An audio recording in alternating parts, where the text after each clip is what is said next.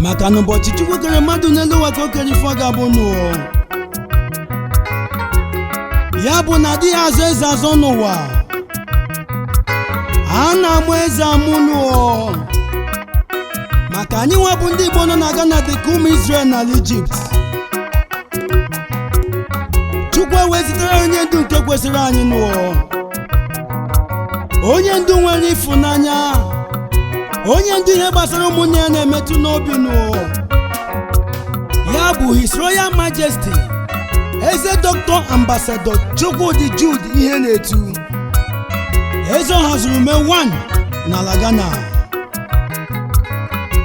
ezi nwa nze na lọlọ Emmanuel ihe na-etu afọ mụrụ eze n'Ụmụduru Ọha nke Nwangele Local Government n'Imo State ka isi wee bịa n'ụwa the CEO Chibet Group of Companies worldwide anyị wee na-ayọ ụmụ Igbo gba gburugburu si onye bezi n'akwa nụ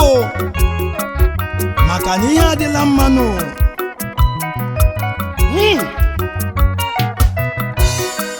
Igbo community le ọkwụ na-anụ n'olumo Igwe Weneze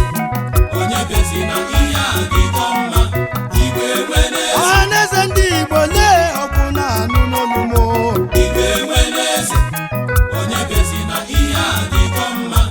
Igwe Weneze hala Owerele unu si mmepe ole Igwe Weneze onye bezi na ihe adịgo mma Igwe Weneze Enugu steeti le ọkwụ na-anụ n'olume Igwe Weneze onye bezi na ihe adịgo mma Igwe Weneze Anambra steeti le ọkwụ na-anụ n'olumo Igwe Weneze onye bezi na ihe adịgo mma Igwe Weneze Ebonyi steeti le ndọma m jaba mba Igwe Weneze onye bezi na ihe adịgo mma Igwe Weneze Abia steeti le ọkwụ na-awụ ndị mma o Igwe Weneze onye bezi na ihe adịgo mma Igwe Weneze eze nwere obiọma eze udo eze ihe ọma na-adị mma n'obodo le onye ọma anyị na-ekele eze ndị Igbo maka ụlọ akwụkwọ mepere anyị na Ghana ebe a na-amụ Igbo ya bụ maka ndị na-amara otu esi asụ Igbo n'ụwa unu anụna na anyị enwe n'Igbo village ya bụ ala Igbo na Ghana